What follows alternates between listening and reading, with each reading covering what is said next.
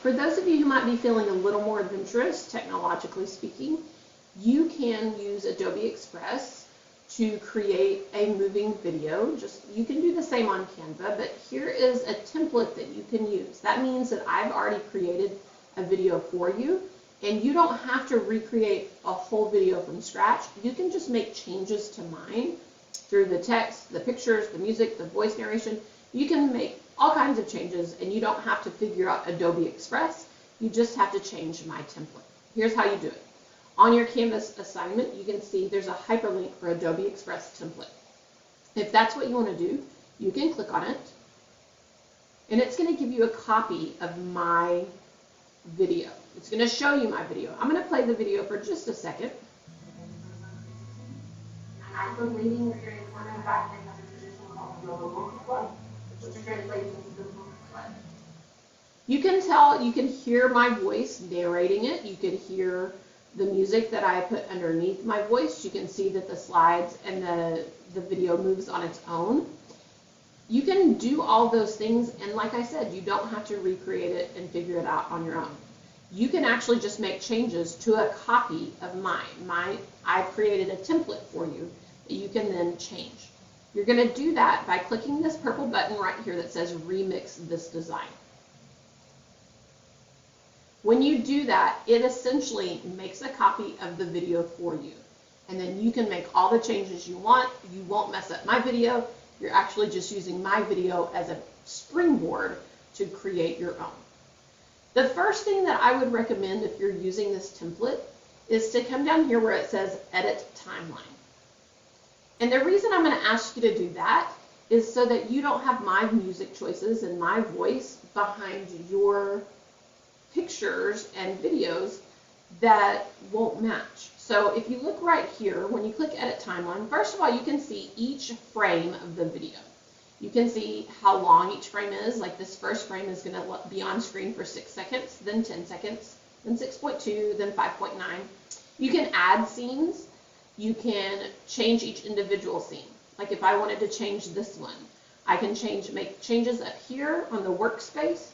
But before I even start that, I want to point out that right here, this first blue line underneath, that is music that I chose. Now, you might want to choose different music that fits better, and I'll show you how to do that later. If you want to get rid of the music right now, you can get rid of it. You can just mute it, but I would just get rid of it, delete it. The other blue line that's still there now, right here, is my voiceover. That's me talking, reading the slide, or adding extra information with my voice, because sometimes you don't want to have so much text on your slide. You want to have a picture, or you want your audience to really listen and not just read. Same thing. You can get rid of that by just clicking on these 3 dots and hitting delete. You don't have to keep my voice. In fact, my voice probably won't match your presentation. If you're feeling very brave, you can earn some extra points by adding voiceover narration, and it's very easy to do. You just have to be a little bit brave and have a quiet space to record. I would recommend getting rid of it, but if you don't want to get rid of it right away, if you want to listen to kind of how I do it, you can, but I would recommend just deleting. Now that you have the music and the voice narration out of the way, I'm going to go back to that first slide, and I'm going to show you some different things that you can do to make changes in each scene, so that way it fits your holiday of choice. First things first, you might need a bigger view of what you're doing here. You can always adjust how big your workspace is with this drop down. I'm going to increase the space to about 50%.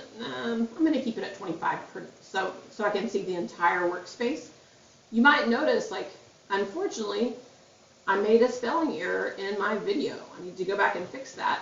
But if you wanted to use this as a template, you can make changes to it without having to recreate everything. So you'll notice that when I click on something like this text box, you have these little circles on each corner. You also have a way to make it longer, a bigger box. when I click on it, you can see on the left-hand side, it automatically pulls up the text function. I can change the font right here in this top box. So I can change the font. I can change the size of the font just by clicking on the text box. I can change if it's bold, if it's faded, if it's underlined. With these tools, I can change the layout. I can also change the color. If I want to change the color, then I have some colors that are recommended by Adobe, but I can also choose more colors. Like if I wanted to make mine purple, if I wanted to change what it says, I just click right on here. And let's say I want to do Christmas in Italy. Well, this is definitely not a picture of Italy, so that's my next thing. I need to change the text to match what I want, make it look exactly as I want, and then I need to add a new picture. When I click on the background picture, you'll notice it comes up on the left-hand side right here as images. The other thing you can do, if you want to find a new picture, which I highly recommend, you can click on the button that says Media, right here on the left-hand side. When you click on Media, there are different things you can do. There are photos, videos, and audio. Let's focus on photos first. I can upload a picture if I already have one. Let's say, if you were really cool and you'd already gone to Christmas in Italy and you have some photos saved to your computer, you could use that. But probably the easiest thing to do is to search Adobe's stock photo library, meaning they have photos that are copyright free, anyone can use, you won't get in trouble. So I'm going to do just that. I'm going to say Christmas in Italy. And it's going to give me lots of photos. I'm going to choose this first one. But before I even do that, I'm going to get rid of that photo. And you can see now it's just a plain blue background, which would be fine, except for I don't want just a plain blue background. I want a photo. And I don't want the whole photo, I just want it to be underneath my text. Now I could make it be behind my text, but I want my text to be at the top and I want my photo to be at the bottom.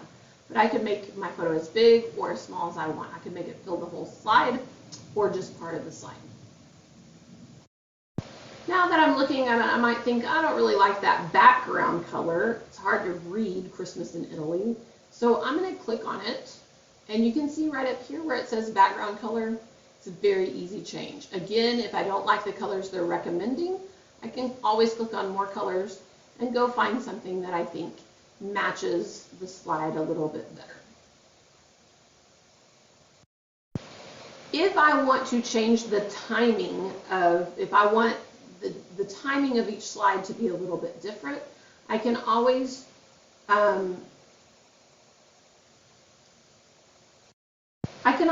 add or take away time. It's very easy to do. When you click on it, you can see there are two small white lines.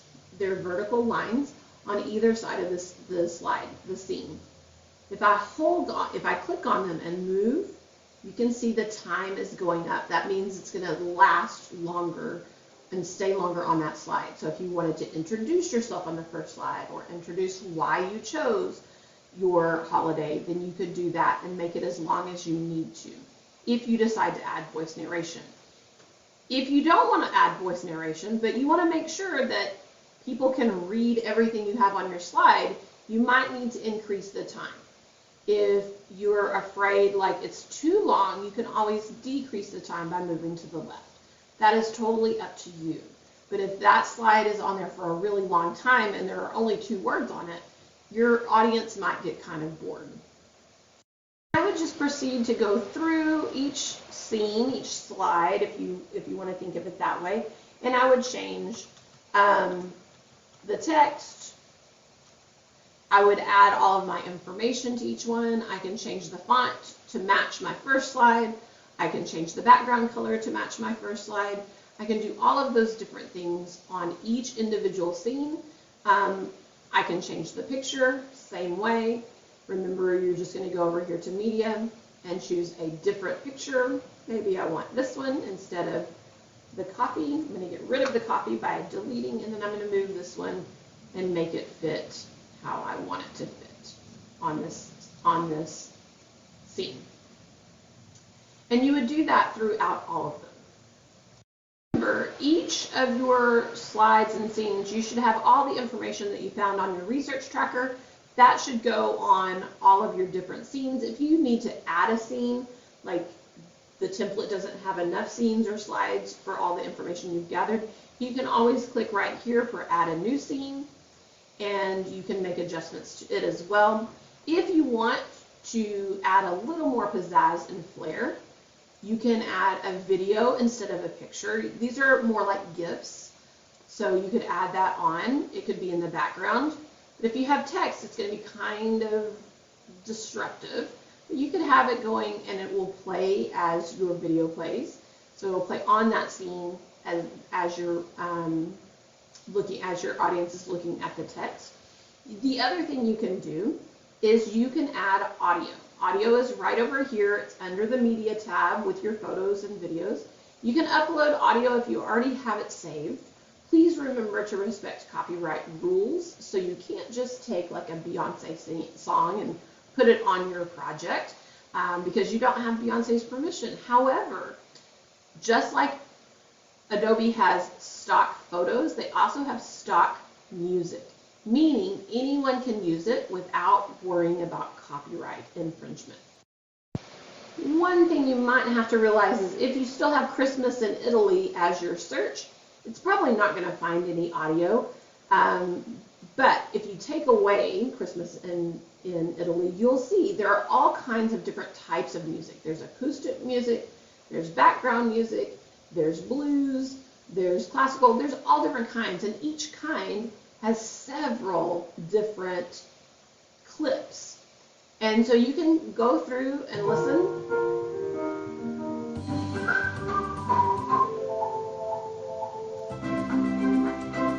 Until you find one that you think matches the tone and mood of your presentation. Be very thoughtful about that. You don't want a heavy metal hard rock song over your Christmas in Italy presentation. If you decide, I want to use this one, when you click on it, if you find one that you like Bright Day Loop 2, all you have to do, this button is going to play the music for you, but when you double click on this, you'll see now it's added to your video. Just a word to remind you, you might have to adjust the length of the song if your video is actually longer than the song. Or you might have to duplicate it to make it last throughout your video.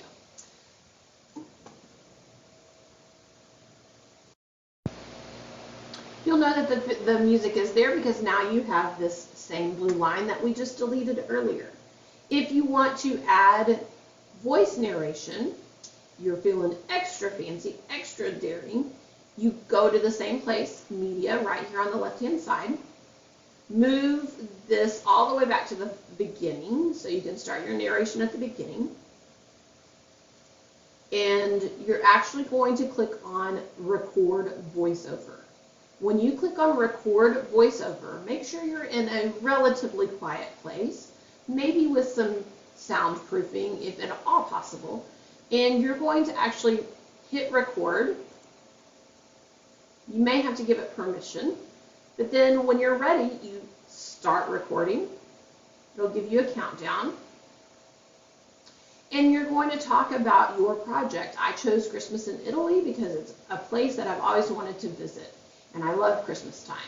In Italy, I know this about it because I did my research, and I know this about it because I did more research, and I talked to my grandmother who had been. And you're just going to, as each scene comes up, as each slide comes up, you're going to narrate that slide. You might have to adjust the timing of the slides to fit your narration, but you can do that. When you're done talking about the entire slideshow, you're going to hit Finish Recording. And then you can always check it by going back to the beginning and hitting play.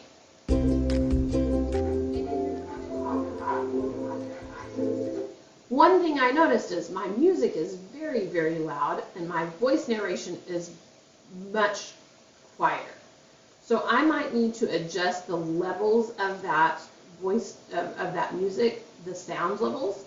So instead of being at 100% for my music sound, I'm going to actually lower that very low to about, let's say, 15% now.